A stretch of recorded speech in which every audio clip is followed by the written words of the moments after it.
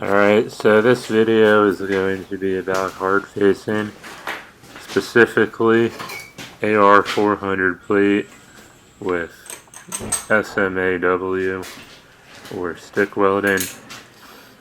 My MIG welder is not big enough to hold a 25-pound spool of wire, so a lot of the hard facing wires you see out there, you need a bigger spool to run them with the wire machine. So I use stick welding for all of my hard facing needs. When you're welding on AR plate, AR-400 or 500, you should be preheating it to about 250 degrees.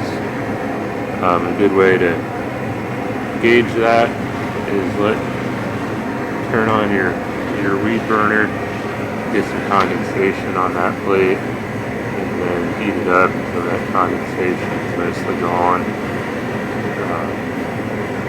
That's a budget way to tell if you're at the right temperature. You should be using a temp stick, but this stuff isn't super, like there's not going to be a preheating police that says, oh, your part's only 249 degrees, your weld's just going to fail. Like, no, it's 250 is like a guideline. As long as you're close, it's probably going to work. So, I use a weed burner for preheating stuff like this. You can use your flame torch or whatever as well. So yeah, preheat your plate. It's going to prevent cracking, weld cracking. It's not a big deal on mild steel AR plate. It can be. Sometimes you can get away without preheat on this stuff, but if you're welding for like 2-3 weeks at a time and then they go and fire up their machine, if that weld fails, I mean, you're going to have to spend 2 to 3 weeks on your own time trying to fix something you could have fixed with some propane and about 5 minutes worth of preheat. So now we're getting into the buildup stage here. I'm running an 1/8 inch 7018 currently. I'm running 125 amps on this. You know, the bigger parts you can get away with running some pretty big rods on this stuff. The machine I have, it likes to run 1/8 inch rod. It'll run 5/32 rod as well, but you're kind of pushing the little machine that I have. So I like to build up with 1/8 inch, and then sometimes I'll run a 5/32 build-up pass. And then usually the hard face, I'm running 5/32 hard face rods. So a lot of people, you can overcomplicate this all day long. You know, you trying to decide what rods you want to run. But if you're running like a tile plow or something, like something that's going to be running through the ground, 7018 is a very good build-up rod for this stuff. If you're running something that's got a lot more impact, you need a lot more impact resistance, 7018 is not the rod to run. You want to get a specialized build-up rod. Like I have these Studi low hydrogen build-up rods. They're a lot harder than 7018. So like if you're hard facing a rock crusher or something, those are the rods you want to use. But you know, just something that's like a loader bucket or something that's just digging through the ground, 7018s work okay for build-up. They're cheaper than the actual build-up rods, and people have been using them for years with no issues. So When you're hard facing, you want to have that buildup layer. You don't want to just hard face directly on the material. The metallurgical differences between AR-400 and like the Hardalloy 140s that I'm using for hard face, it's too different. You need that build-up layer, so that way when you run your hard face, you're not mixing two very different metals together. So it'll last longer. And then with your hard face rods, you can really only run one layer thick. Some of them will say you can run 2 layers thick, but what that means is when you run one pass, you can overlap your second pass. So that really that's one layer, but there's like an overlap there. So that's considered 2 layers, really. So yeah, you want to run that build-up pass, the build-up rods, and then your hard face. Just running hard face directly on the AR-400, it's going to cause it to crack like there's no tomorrow.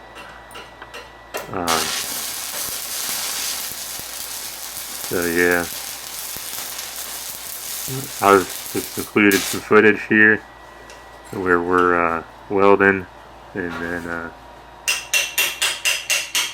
man, I think this might be my last build-up pass, but if, depending on the part you're running, you might want to run build-up over the whole plate, and then hard face the entire plate.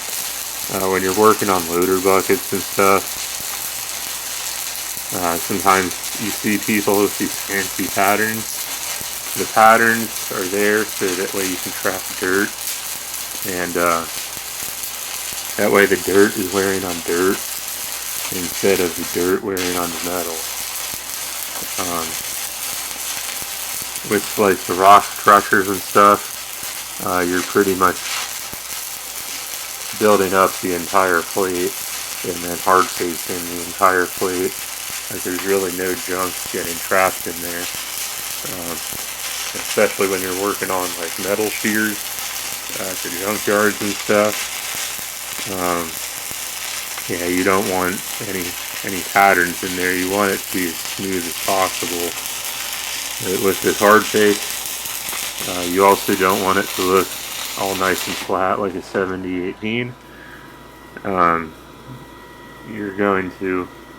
It's going to look ridged up and ugly, and that's okay. You don't want to dig this stuff deep into your metal. It's only a surface hard face. If you dig deep into the metal, it's going to cause a lot of issues. So this is the 5/32 Hardalloy 140s. This is a Hobart rod. It's nothing special. But they had them at the welding place I used to go to. So in the beginning here, I was trying to run 145 amps, and it was not enough. I had to turn it up there. So now we're at 160 amps. This is all DC. The electrode is in the positive side of the machine. And you definitely want to wear a respirator when you're running these hard face rods. You see me with the Tapper system. Even them half mask respirators will work, as long as it's like an actual respirator and not just like a dust mask, like you saw people running around in the COVID era with. Like you actually want a respirator when you're welding with this stuff. It's pretty toxic. It doesn't matter what hard face rod you're running, it's all toxic. So protect yourself. And you see me struggling here. It's because this hard face rod that I have has been sitting open for like 4 years. I think it collected some moisture. It's supposed to be a low hydrogen rod, but mine is not. These hard alloy 140s look pretty good for ground engaging equipment, like tile files and stuff. For the rock crusher, I don't know how well it would work.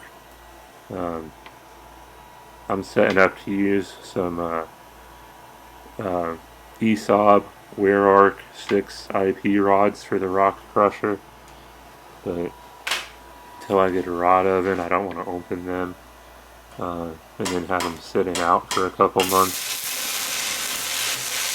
So that's why I'm running 7018 and the hard alloy 140s on this. Also, you see me running horizontal. With hard-facing, I don't like running vertical. I try to run horizontal as much as I can. It's just so, like when you run vertical, you're going to be penetrating really deep into the metal, and that's not what you want when you're hard-facing.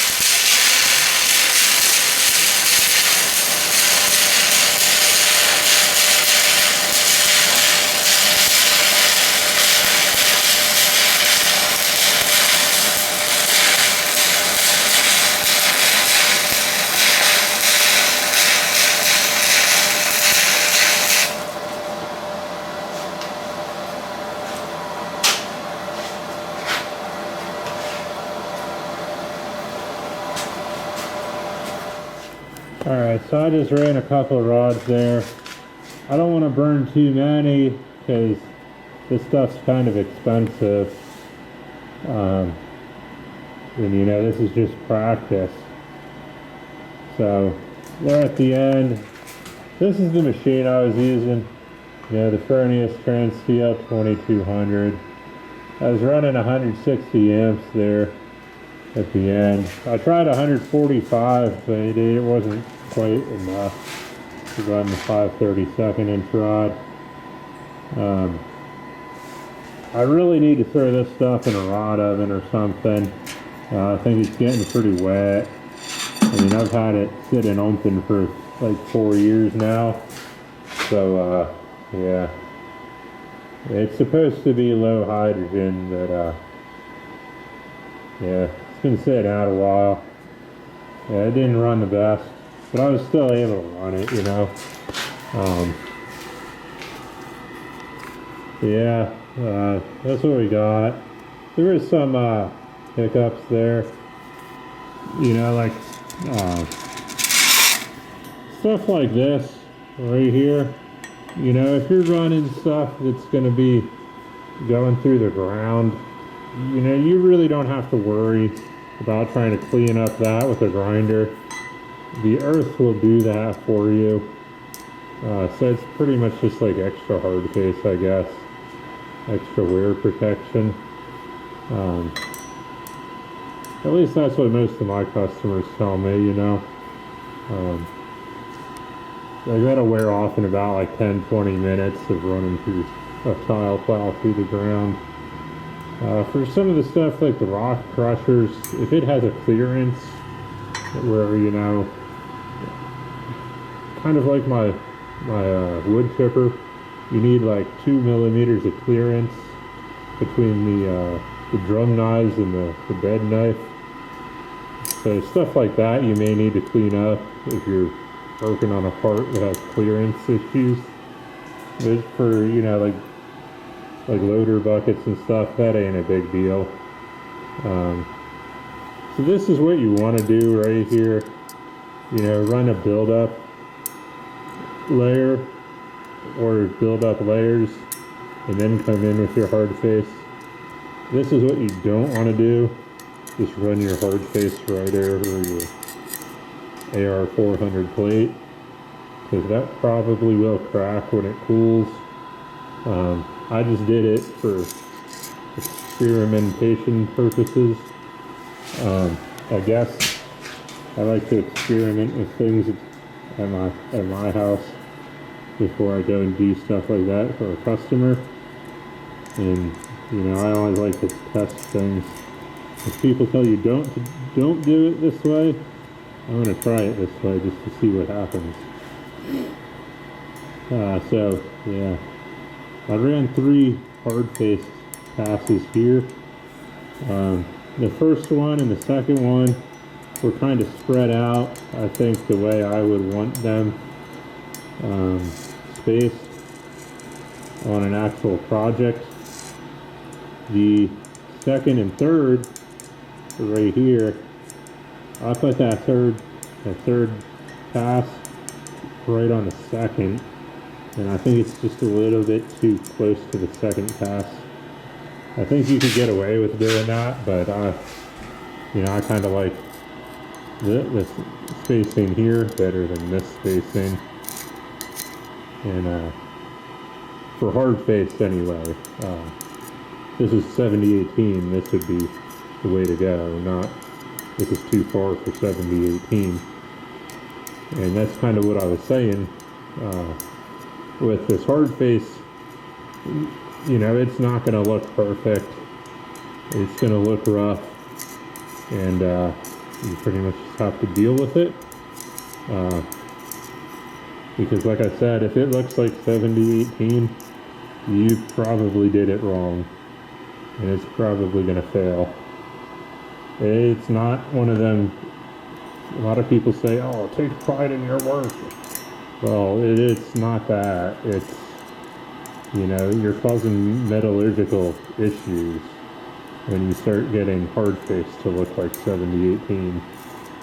So sometimes it's better to have junk like this first pass here than it is to have nice looking hard face. So yeah, that's all there is to it, you know. Build it up, throw a face layer on it, and yeah, not really super complicated unless you want it to be. You know, you can overcomplicate this all day long, but at the end of the day, you know, just burn some rod.